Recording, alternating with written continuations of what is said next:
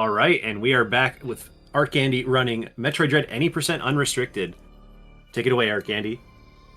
Hello everybody, I'm Arkandy. We're going to be running the 80% unrestricted single file category for Metroid Dread. You heard that right. We are going to run another Metroid Dread category.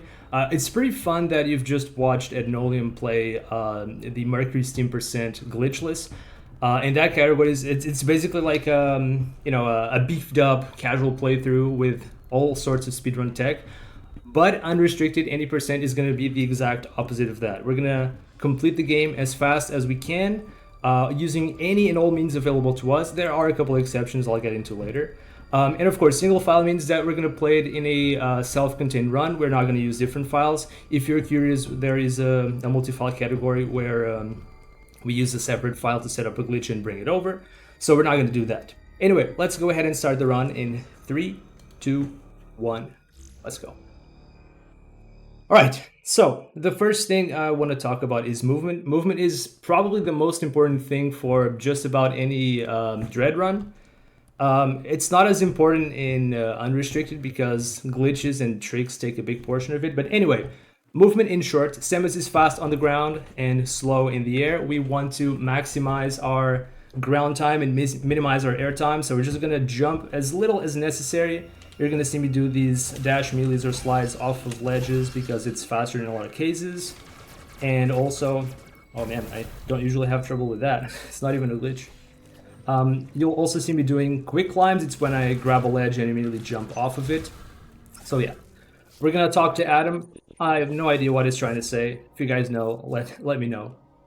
It's not very important. We're not going to talk to Adam very much in the course of this run.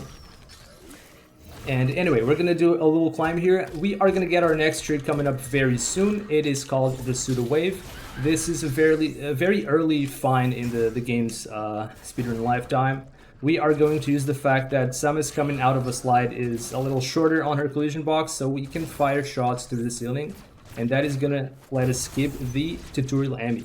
Immediately after, we have another pseudo wave shot right here. This one is going to let us fight Corpus early. It's called the early cloak pseudo. And now we're going to do that boss fight. Corpus is very annoying. It's got this bobblehead mechanic. You hit it, and his head keeps shifting up and down. It's very annoying. Let's see how the fight goes.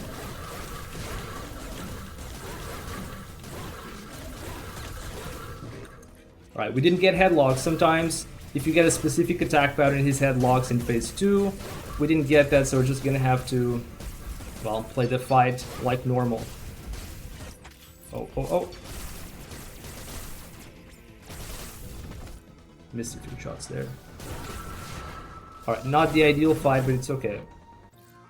I was almost gonna split, but I don't have splits on. Oh my god, it's so, no, we're not doing that, Hobbit. Listen, this run has 2 points of RNG. If I were to do the new skip, you guys may have heard of it, the early charge beam skip, it would add a 3rd point of RNG. I really wanted to do that, but it's not a good idea for my mental health. So we're going to continue on in Artaria. You've watched Ed play. He did Corpus last in Artaria. We basically do that as the first thing here. A fun fact about the route that we're doing, the little detour we took with the early Corpus pseudo, is that we have skipped part of the Emmy zone. If you took the other route, you would have entered a cutscene with the white Emmy and it would have spawned, right? So because we didn't see that cutscene, because we didn't watch that, we are gonna have a free pass through the Emmy zone. And the Emmy's not gonna be there. We're literally just gonna go in and chill because there's no Emmy to be seen. They call this the Emmy zone, but I think they're wrong. See how nice it is to come here without the Emmy. It's actually really nice. There are a couple spawns that can be a little annoying. Nothing too crazy for this specific section, but anyway. This is the hidden item tutorial. It happens when you slide into a tunnel next to a hidden item. There are some iterations of unrestricted that were able to skip that. This one is not actually possible. We're coming up to another trick called the water slope skip. We're going to use the fact that free aim lets us jump in frame 1 on slopes. Without free aim, you actually can't do this. If you've played this game casually, you may have tried to do that a few times and then called it quits or just fell down the drain. Yeah, it is actually pretty precise. Oddly enough, Phantom Cloak, which is not particularly a movement ability, makes that easier. Another trick, water platform skip, and it's done. We're just going to use the slope on the ceiling with the precise wall jump to get on top of that platform. Water slope skip saves about 15 seconds than first try, and platform skip saves 6 seconds. It's not a huge deal, but it's a deal. If we can do that, we'll do that. And that is Charge Beam. So, from this point onward, it's going to be kind of a boring part of Atari, especially in this kind of category. I want to mention that this is unrestricted and everything, but this is going to be very similar to what you'd see in No Major Glitches routing. There aren't any major glitches to be done in the first section of the game, so it's a little boring. At least not in current patch. So, yeah, this part is just going to be a bit redundant. We're just going to go through the same areas we went through earlier. And yeah, there's not little, there are very little, like there's not really many tricks to talk about, but I want to talk about why I picked up that E-Tank. In an actual, like in a world record grind kind of run, you probably could skip that if you feel confident about certain parts of the run coming up later. One of them is the Hell Run. I want to be safe for the marathon. Like the slightest mistake in a Hell Run in this game can actually cost you a lot. And there's also another section later that I'll talk about it later. So yeah, we're taking that E-Tank just for safety. But yeah, if you watch someone do a world record grind in this category, they might have actually skipped that. I think it's all too easy to mess up in the Hell Run. Literally one mistake. Oh, we got the Giga Weave! I wasn't even going to say anything, but that, ladies and gentlemen, is the Giga Weave. If you are able to bypass all those ledges like that, it's pretty cool. It's really hard to do, especially if your controller has a bit of snapback, but we got that. So this is most of the redundant routing of Atari done. We're gonna go ahead and talk to Adam. I want to say that we don't talk to Adam very much in the run. We only talk to Adam 4 times. This is gonna be the third time. With the new Atari skip, we only talk twice. So with every iteration of Metroid Dread routes, we are becoming increasingly antisocial with Adam. We're only down to 2 times now in the latest routes. It's very sad. It is what it is. So, another trick coming up next. Remember that I said that we skipped the encounter with the white enemy. Well, we need to still have that encounter to be able to fight it. So we're going to do a trick called Maga Skip. And I got it first try. Cool. It is similar to the water platform skip. We have a precise wall jump into the ceiling slope, and that's it. If we didn't do that, if we went straight for the central unit fight, which we could with another well-placed pseudo wave, if we went to do this fight here without meeting the white enemy first, then the white enemy would not spawn, and we would be soft-locked. So let me do a little bit of mashing and weaving to get past this fight, and we're done. So central unit is done. We're gonna go for the white enemy. Of course, we didn't do the tutorial, so I have no idea how to use the Omega Cannon, right? Okay, I'm gonna try to do the so-called plant kill. It is the fastest way to kill the enemy. If I don't get it, I don't get it, but I'll give it a shot. Looks like I might get it. Okay, no, I'm chicken. I'm not gonna do it. Enemy was too close to me. We're not gonna do that. I don't want to lose time. As I said before, we have 2 points of RNG coming up. One of them is the enemy warp. The other is at the end of the run with a pretty crazy boss fight that you would not see in casual playthrough. I don't want to lose too much time because you never know. I've planned the estimate for this run to be like well above pretty bad RNG, so I don't expect we'll get to the estimate. But you never know. You never know with the RNG. So, white enemy dead. We are pretty much done with early game Atari right now. We only have some movement up to the end of this section.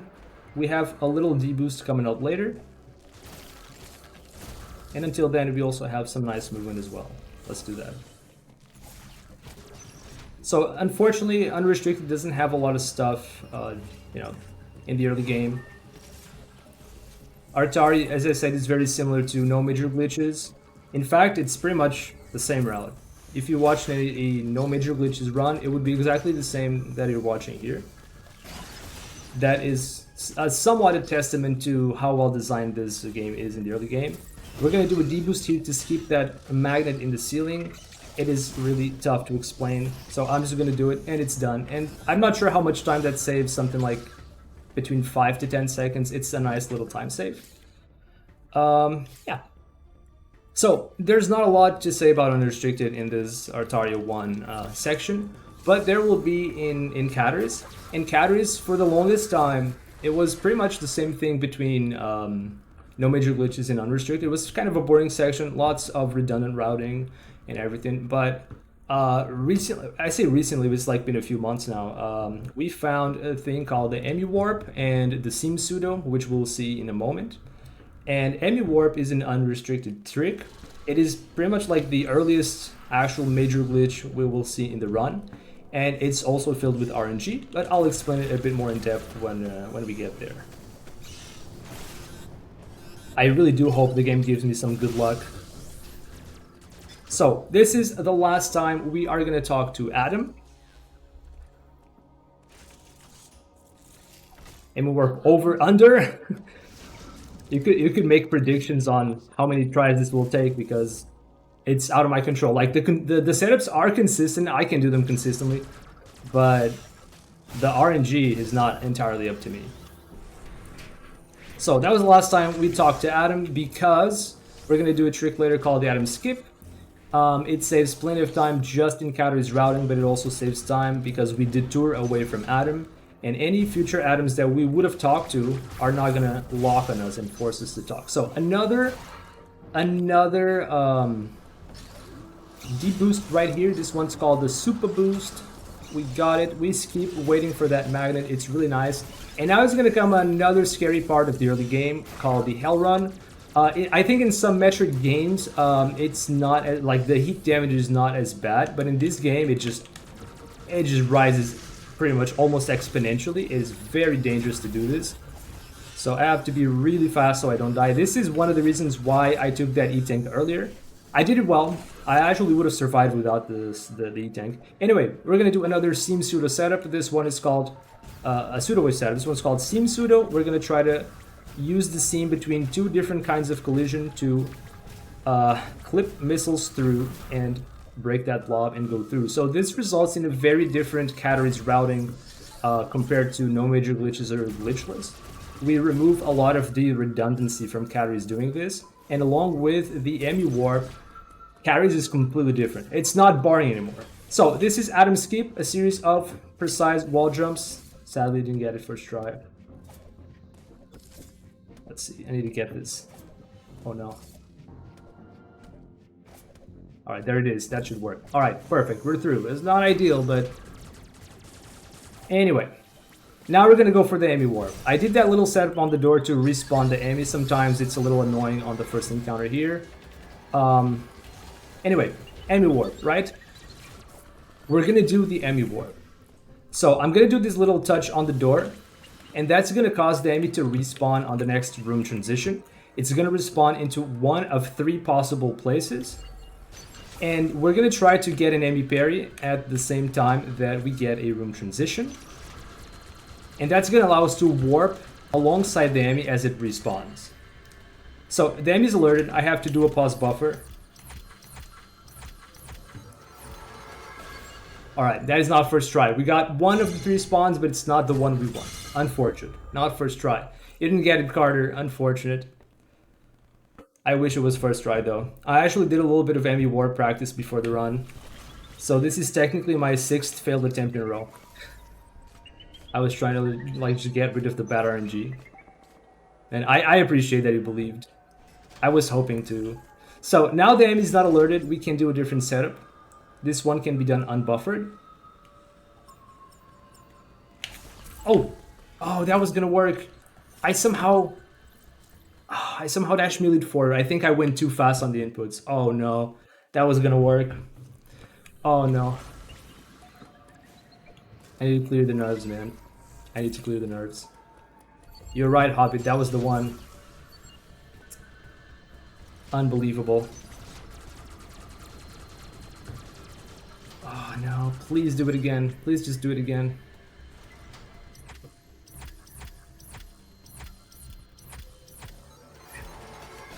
Okay, we're good.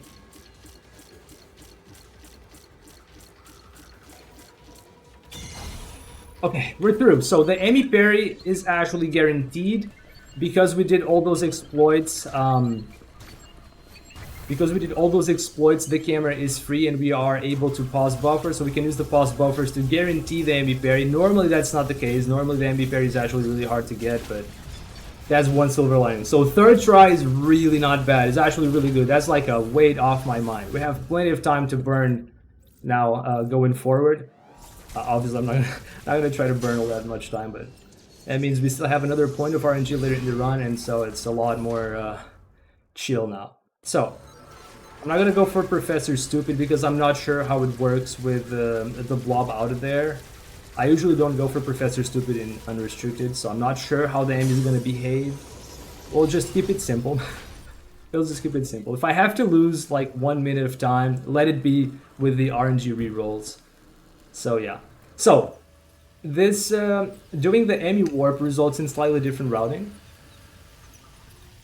Yeah, I definitely don't want to risk it after having a successful Emmy warp.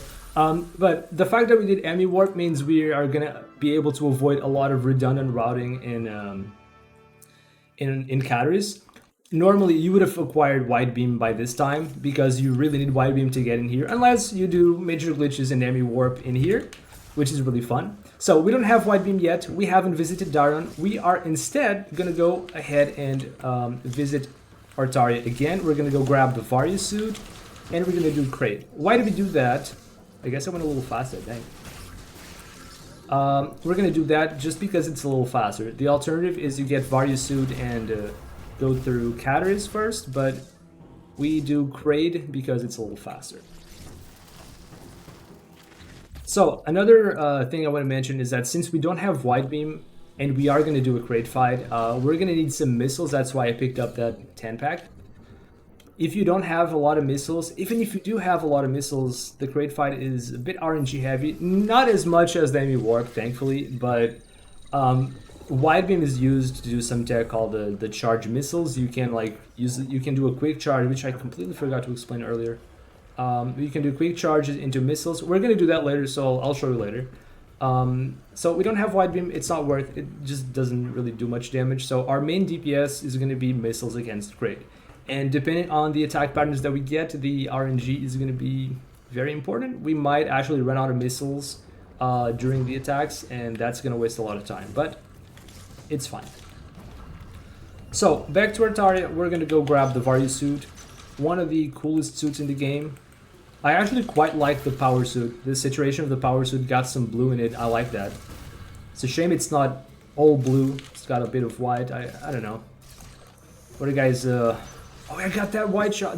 I got that shot without Wide Beam. It's so hard to actually get a shot through the hole there without Wide Beam. I want to mention as well that Wide Beam is so nice to have for this section because you have these breakable blocks and doors, and it's just usually not a very clean section with only power beam. That was so nice to see. Oh, alright, we got that. See, that's what I mean. Not having Wide Beam is a little, it's not ideal.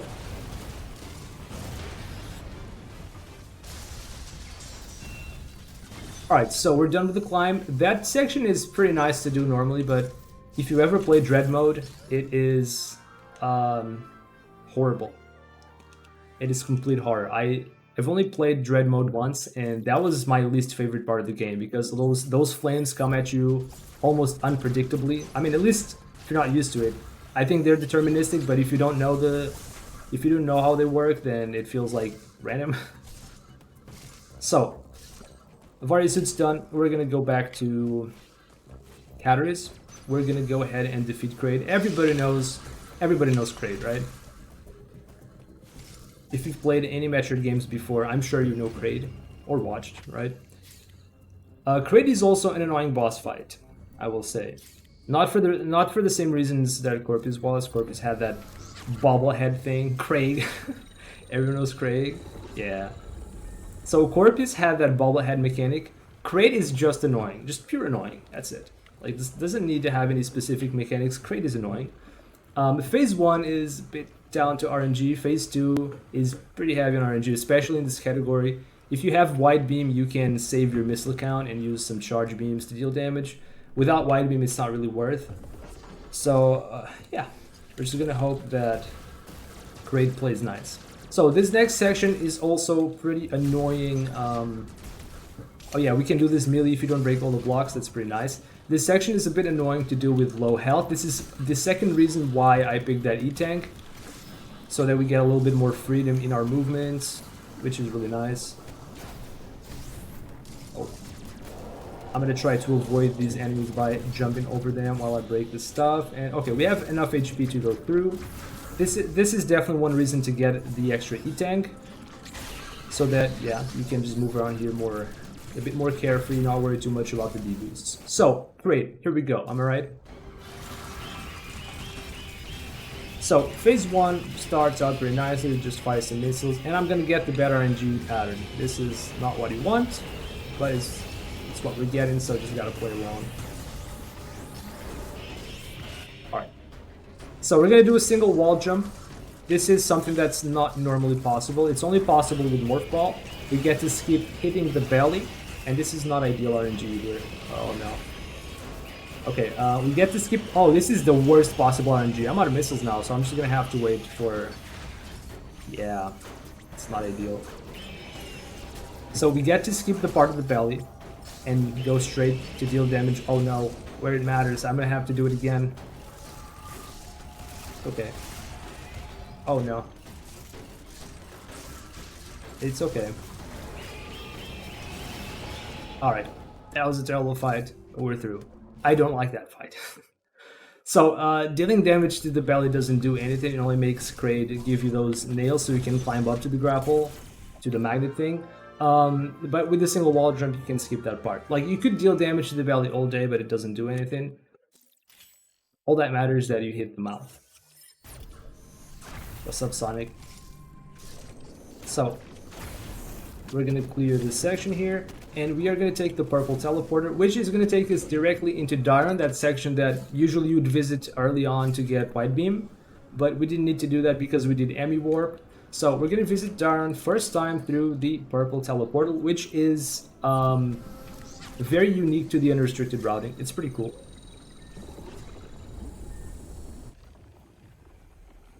Breaking that blob without Wide Beam. Which one? I might be forgetting. Oh yeah, the one at the entrance to Kraid. Yeah, you need to have a very specific angle for that. I think that's the one you meant. Alright, so, Dairon, right? We are introduced to a dark room. We're just in the dark here. Oh no. And yeah, so we're not going to actually be able to get Wide Beam unless we enable the Wi-Fi. See, the door is closed. We can't do much. Oh, actually, I shouldn't have used that missile. Oh no, I don't have missiles anymore. We're going to need missiles. I'm going to have to parry that. Oh no. It's okay. Guys, we got third try Emmy Warp. I get some time to explain things a bit out of order if necessary.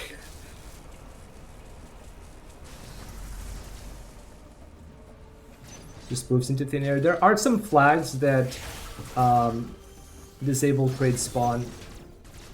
I think it's if you visit Frozen Artaria or release the eggs, then Kraid will just vanish forever. It's kind of funny. It indeed. So, normally you leave this room by going through the wide door, but we have Morph Ball, so we just do this. Actually, this looks pretty intentional, just leaving that room with Morph Ball, but it's not. That Morph Tunnel is there to prevent you from backtracking, because normally you wouldn't have a Morph Ball. So, it's kind of funny. This category does not care about dev intention at all. And pretty much any unrestricted categories anyway, for the most part. Alright, another side effect of doing the Emmy Warp routing is that this Emmy zone is also Emmy free.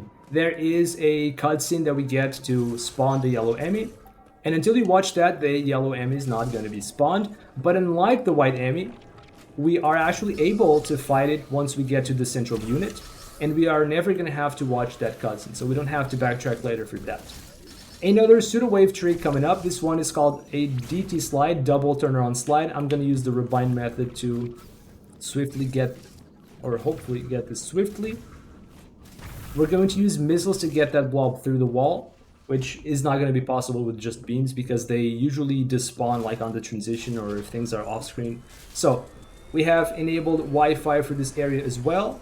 We're going to be able to get morph bombs, and that's a nice thing about the Emmy Warp routing. We go to wide beam straight to morph bombs, which normally you wouldn't be able to because, yeah, you can't really go very deep into this area without all the upgrades, but we have them. We did Emmy Warp, we got Varia, we got Diffusion Beam. Diffusion Beam is optional, but in this particular iteration of the route, it actually helps in a few places. It's actually faster to get it, not only just for routing, but also, you know, it does help in some places. So many things now last run, yeah. Like, new things in this game just keep popping up every now and then. Even when you thought that it wasn't possible to find any new tricks, they just keep coming. Just last week we had the new Atari Escape, which saves a minute. Imagine saving a minute in this game at this point in time. Anyway, we are going to be done with Dairon, and we have actually completed the first phase of the run. The early game, pretty much. We have completed the early game. We're roughly, well, we're already past halfway into the run, more or less. But yeah, this is pretty much the early game. Now our goal shifts. We are gonna go after 3 specific abilities. Some people in the community usually call it the Triforce for unrestricted, and we are gonna need Flash Shift, Speed Booster, and Grapple Beam to enter like complete unrestricted mode. So the first one we're going to get is Flash Shift right in the next section. We're going to visit Bereni, the water sector of this game. I actually like Bereni. It's got a nice background music. It's no Metroid Prime soundtrack, but it's nice. And the water section is not as bad as it sounds. Usually in games, water section is slow. We do have some tech to make it a little faster. Thankfully it's not in glitchless, damn. It technically could have been, but it results in a soft lock, so no. So we do this morph next to the ledge to get some extra speed, making this water section a little faster. We also tactically use these enemies here to gain speed and skip some parts of the climb. So it's not that bad. So because we don't have grapple early, we have to do that. In a Mercury Steam % run, you probably saw Ed doing some shortcuts here with grapple beam, but we can't do that. It's more convenient to get grapple beam later. So we'll just get it later. A little bit more of this sort of underwater movement tech. Alright, so we're almost at Flash It. We're gonna do a trick called the Backdoor Flash. Backdoor Flash is actually a glitchless trick. There's no glitch in it. We are gonna use morph bombs to trick this flash shutter structure to think that we're not on the shutter and that it's okay to open because no one's coming in.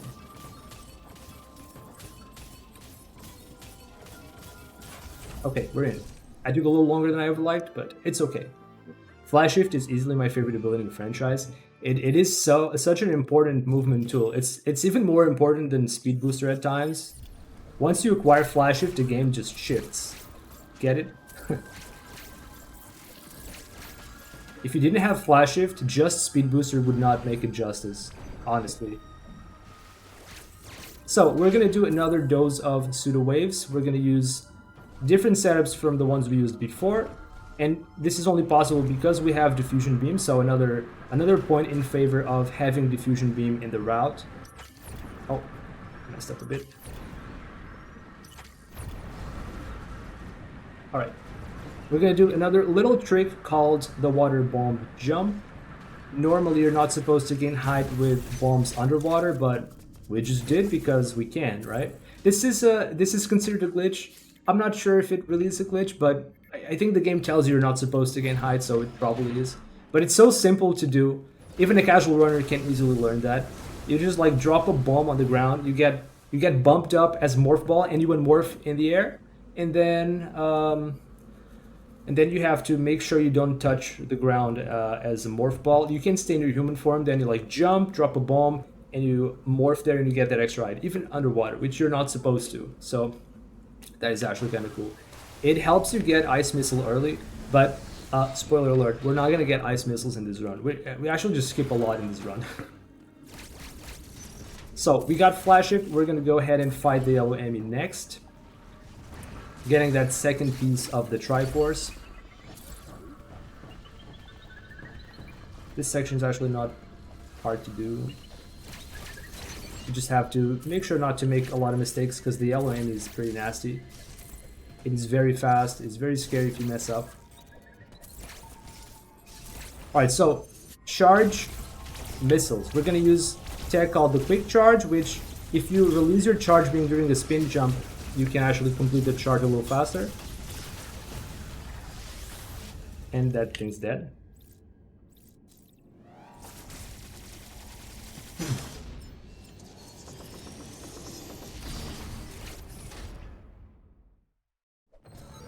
Wisdom, courage, and power? No, I think we're on the wrong game, Tex. I know I was the one who brought up the Triforce, but... Alright, so, yellow enemy done. This kill is not particularly hard, but if you miss it, even a few shots, damage zooms to you, and it's incredibly dangerous. So, I'm very happy to be done with that. We're at about 30-ish minutes into the run. It's not bad. It's not a bad time. It could be better, but, I mean, we didn't I just get, like, what is it, third try Emmy Warp? This could have been a lot faster with the good RNG. Dang. Had to pseudo wave on the couple sequence breaks in your playthroughs. It's not that bad, but yeah, I mean, every trick is, you have to practice a bit. So, this is where the game really picks up the speed. Having speed booster and flash it, we're just zooming. This is really fun. This is where the run actually gets fun. The early game was just like sleeping, resident sleeper. But now this is where things pick up the pace. So, we're gonna go ahead and get Grapple Beam, the last piece of the Triforce. And then the game is gonna change. Then we are gonna enter the unrestricted world. And it's gonna be very fun. I'm gonna try to do something here for the fans. See if I can get it. I'm gonna give it a couple attempts, just... No, okay, one more attempt, just... Maybe I got it. Okay, I got it. Short boost. We got a short boost to get a little shortcut to here. It's not necessary. It actually doesn't really save time, but it's pretty cool. So I hope you guys enjoyed that. We totally don't have to do that in the run.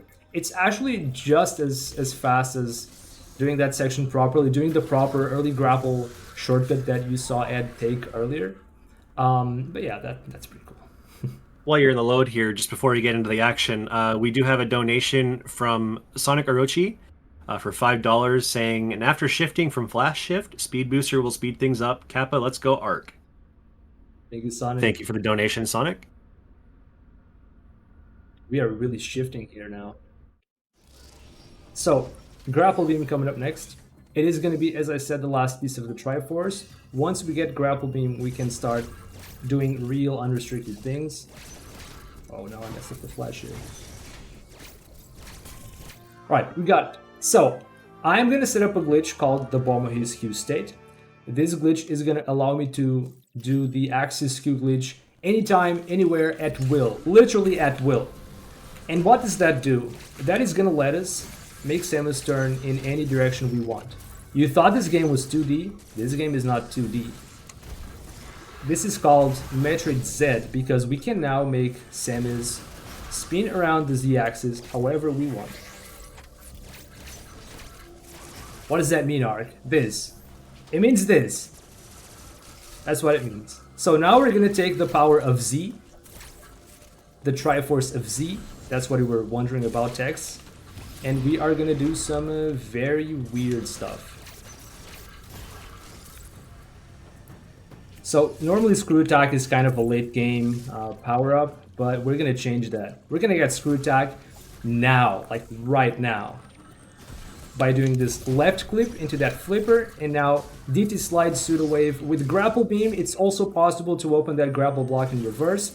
Now we're going to do some tech called the Shine Sync Clip or Aim Down Clip.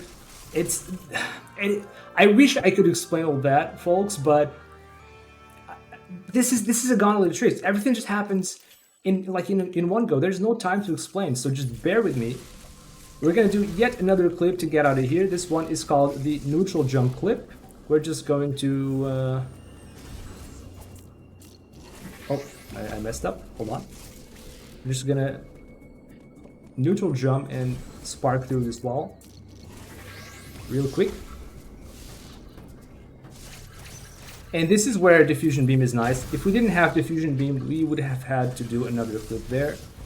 We're just gonna real quick shine spark through here. I'm gonna do a speed keep for the fans because I usually just spark up and skip the speed keep, but it's also kind of cool to do, so let's do that.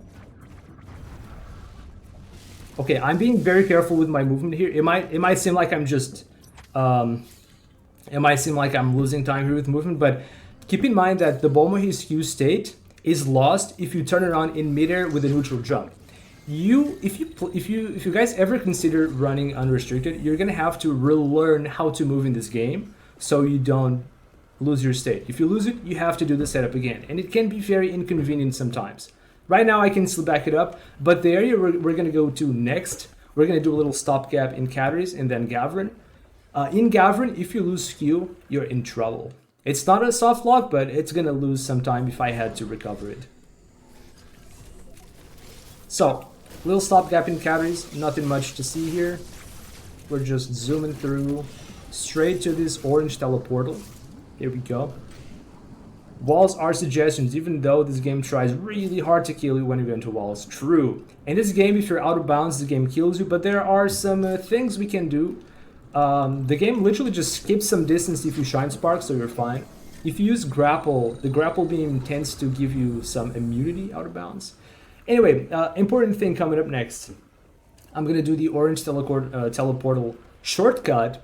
It's gonna use 2 bits of tech. The Hobbit skew, it's when you get a very wide axis skew angle at random. I'm gonna use pause buffers to make it possible. Any map buffer. If you switch maps to another area and then unpause, the game lags. We're gonna use that lag to try and skip multiple tiles at once. Let's see if I can nail this. Hold, please. Oh, we made it! Let's go! That looks so silly. I'm just gonna do something really fun. You guys see Sam is going into the screen and appearing again. Yep. This game is very silly.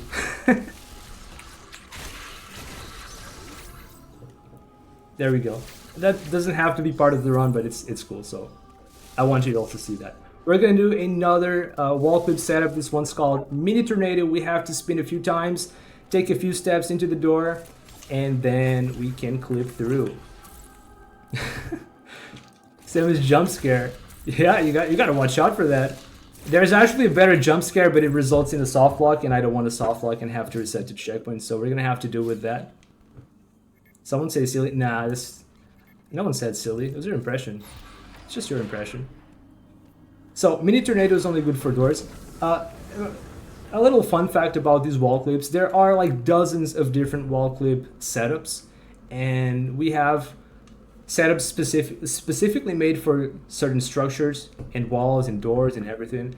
And back in my day, we used to do the tornado, which is not the Mini Tornado. You have to spin it around like 100 times, and it was very exhausting to do that multiple times in the run. In this day and age, wall clips are very fast. So if you guys ever consider running unrestricted, know that the tech we do now is actually not that hard. It takes a while to master, sure, but it's a lot more accessible now than it used to be. So another Mini Tornado. We're gonna do what is called the wave skip.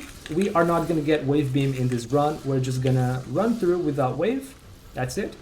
And this is the neutral jump clip without shine spark. So we're gonna do neutral jump skip again, so we can actually enter the room to the right, because it would require wave beam, but we don't have that, so we gotta go the cheap route. And I died. So this is what happens when you do wall clips carelessly. Won't happen again, I promise. I hope. I hope. I don't want to spend too much time here. Alright, let's try it again. Okay, that should work. Perfect. We're through. And it doesn't matter if you're above or below the bridge, you get this cutscene. And now we're gonna have to do, this is probably the most intense boss fight in this route, in this run, because we only have power beam, that's it. If I take damage one time, I'm pretty much dead. Oh no. I didn't want to take the Shrine Spark there because I was going to get bounced to the wall and then I was going to die anyway. Oh no. We're going to have to do this again. Anyway, we're still well within the estimate. I didn't really want to tank that death, but it happens. It happens. Okay, we just do it again. It's okay. Just despawning the mage. True. True. Oh my god, this guy is not letting me charge up the speed booster. Normally, you're not supposed to be able to get a speed booster for this fight. But we do have that because we have the bomb his Q state, so we can just do that.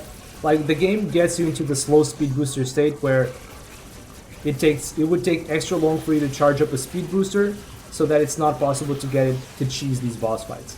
But we only do it one time because if you actually use a speed booster to kill this boss, it's dangerous. The game gets really messed up if you kill this guy with speed booster, so we ain't doing that. Alright, boss fight is done. I'm done mashing. That is literally the most intense fight you have to do in this run. I did a little bit of mashing to make it faster, but it's unnecessary. But of course, if you are in that fight for a long time, you get more chances to get one shot. As I said, you can get one shot. You saw me getting one shot. It is a bit scary. Oof. Simply to spawn the geometry. So you guys saw when we got into Anubia, there was this long ridge section that I Shrine Spark through. If you do Hanubia in one go without dying and you get to escape, that part has collision, invisible collision that kills you. But because I just died here and reset the checkpoint, that is no longer the case, so the rest of the runs are going to be rather safe. So, Power Bomb is acquired. This is the last ability we're going to need. Now we are going to fight Ravenbeak in a very cinematic style, as you're probably expecting. So give me just a sec to get some extra power bombs. RNG is not being kind to me right now. So as I said, we're gonna fight Ravenbeak. We are gonna have this very cool fight. What do you mean, Samus? Where you go? Guys, what is Samus doing? We gotta go fight Ravenbeak. What the heck? Huh? Huh? What is going on, dude? Samus, what are you doing? What is Samus doing? Okay, final boss fight in the game. This crazy thing that just came out of nowhere. What is Samus doing, really? So, to finish this fight, without Hyper Beam and without Metroid Suit, we have to deal a certain amount of damage to this boss. And then we have to be dealing some damage at the end of the encounter, at a specific frame. So, it can feel like RNG. We got a first try! Oh my god! What is that? First try RBX in the showcase? I am so happy, dude. I am so happy.